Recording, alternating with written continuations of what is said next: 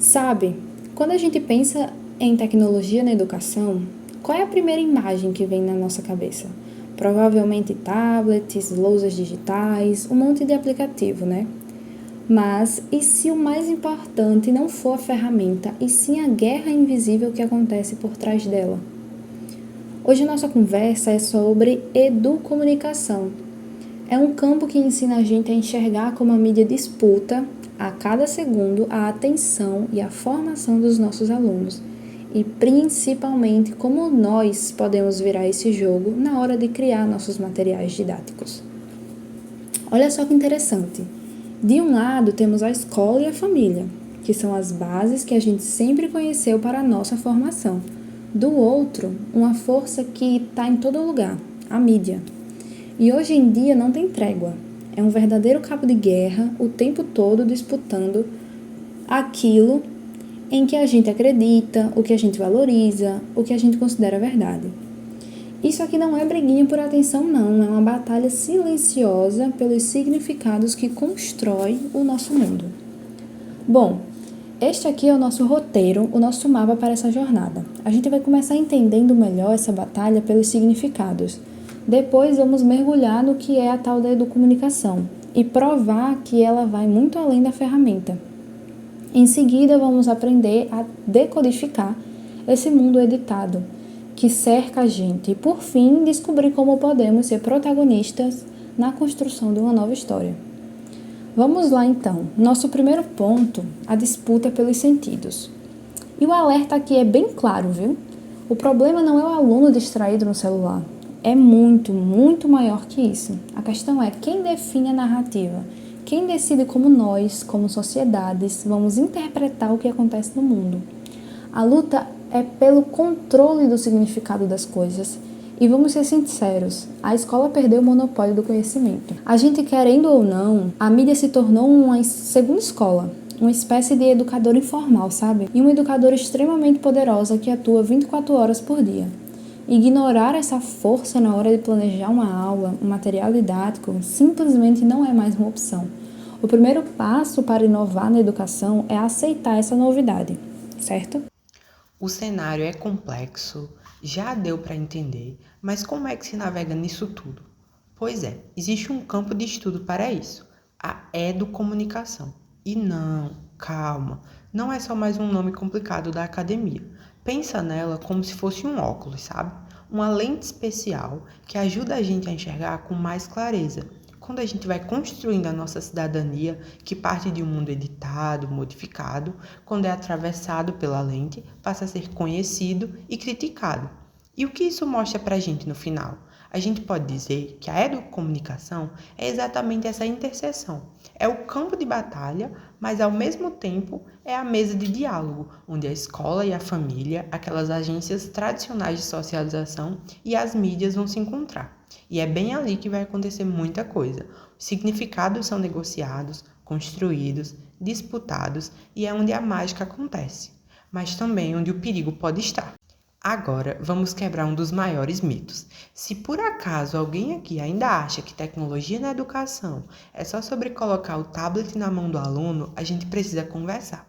A discussão e o potencial para criar recursos incríveis é muito mais profunda que isso. Para deixar bem claro, a gente não está falando de aparelho. O foco na educomunicação não é o hardware, mas sim o que a gente poderia chamar de software humano, ou seja, é sobre entender o impacto cultural gigantesco que a tecnologia tem no nosso jeito de pensar, de viver, no nosso jeito de aprender, na nossa formação como sujeito. Mas é claro que existem desafios. Olha só a dimensão real, não é pouca coisa. A gente está falando de um mundo de informações.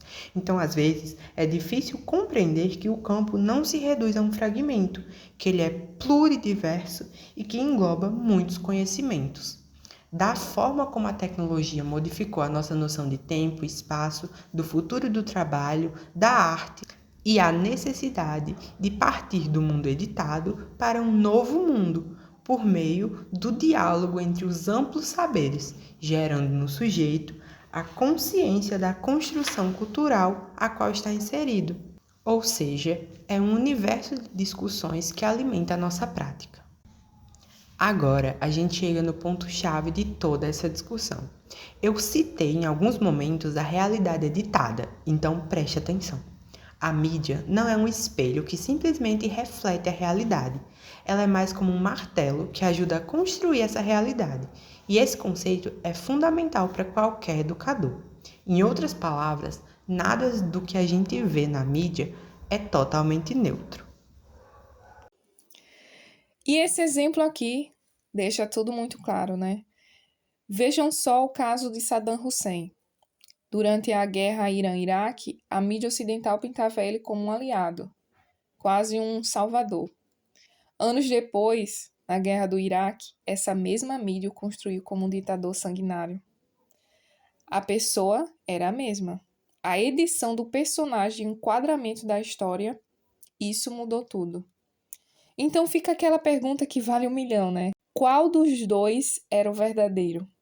A resposta, obviamente, não é simples. E é exatamente nessa complexidade que mora o poder da mídia de moldar a realidade bem na nossa frente. Ok, já deu para entender o tamanho do desafio.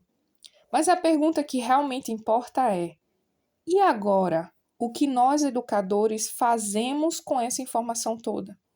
Como é que a gente sai da teoria e vai para a ação na hora de preparar uma aula? Basicamente, existem 2 caminhos. O primeiro, que é o mais fácil, que é o da reprodução, que seria o mesmo de pedir para os nossos alunos imitarem um telejornal, que no fundo só reforça o que já existe. Mas tem um segundo caminho, muito mais poderoso, que seria o da construção.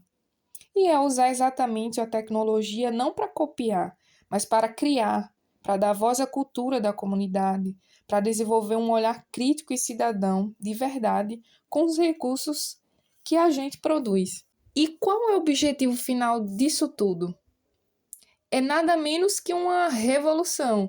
É transformar nossos alunos, que hoje são espectadores de uma realidade editada, por outros em protagonistas e dar a eles as ferramentas para que eles mesmos possam construir uma nova história. Então fica a reflexão, pensando na nossa prática do dia a dia, no nosso planejamento de aula, nos materiais que a gente escolhe ou que a gente mesmo cria. Como é que damos esse salto? Como saímos da simples análise de mundo editado para nos tornarmos, de fato, agentes na construção de um novo mundo junto com os nossos alunos? Essa é a grande questão que a educomunicação nos convida a responder.